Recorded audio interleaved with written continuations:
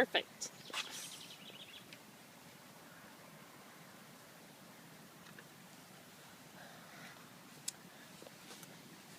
Nothing better than reading a newspaper on a sunny day.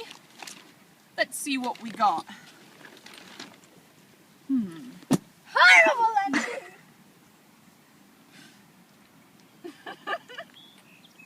The pricks we have in this town. Western Europe. Sounds interesting. With the economic aid of the Marshall Plan, the countries of Western Europe recovered relatively rapidly from the devastation of World War II. By 1950, industrial output in Europe was 30% above pre-war levels. Who would have thunk? You know about Western Europe? Do tell me. In 1958, leaders of the Fourth Republic, frightened by bitter divisions caused by a crisis in the French colony of Algeria, asked de Gaulle to form a new government.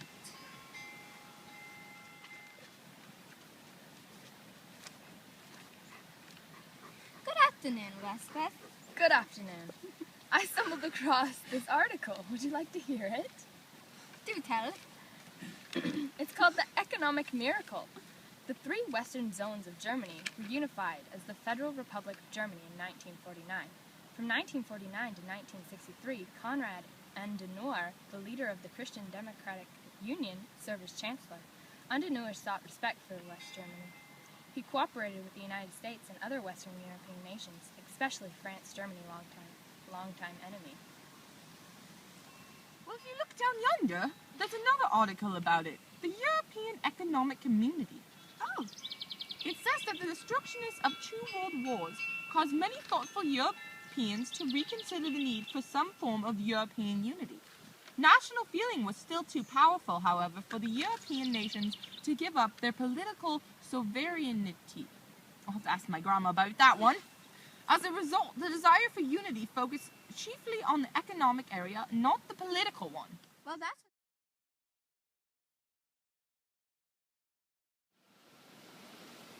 What a lovely day today.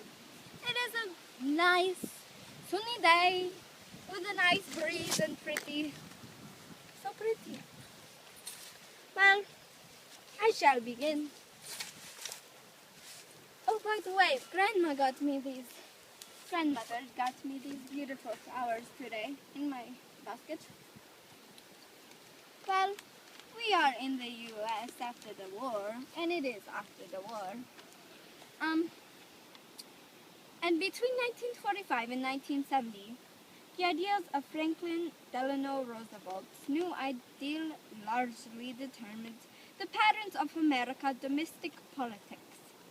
The New Deal brought basic changes to American society. These changes included dramatic increase into the role and power of the federal government, the rise of organized labor, and the beginning of welfare state, and a realization of the need to deal fairly with the concerns of minorities, especially African Americans. Did you know such a thing?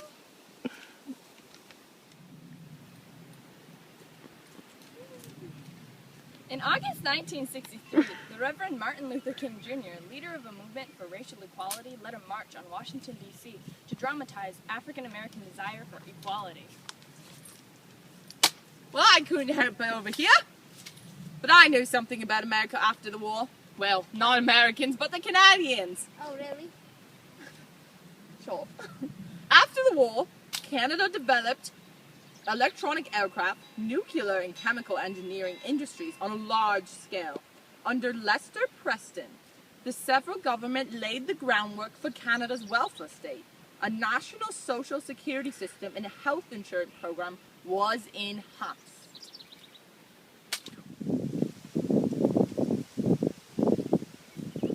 As president, Nixon used illegal methods to gain information about his opponents.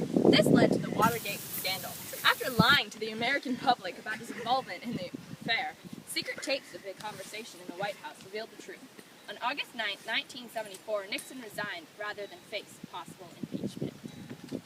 Excuse me.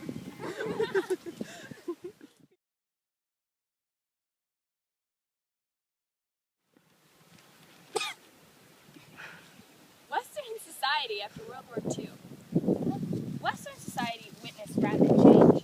New inventions such as computers, televisions, and jet planes altered the pace and nature of human life. You don't say. I have an article about a new social structure. You do so. Me also. You go first. Okay. Sounds dandy. Oh, fine and dandy. Okay, post-war Western society was marked by a changing social structure. Especially noticeable were the changes in middle class, like you. I am upper class. Thank you very much. Traditional middle-class groups were made up of business people, lawyers, Like you. doctors, and teachers.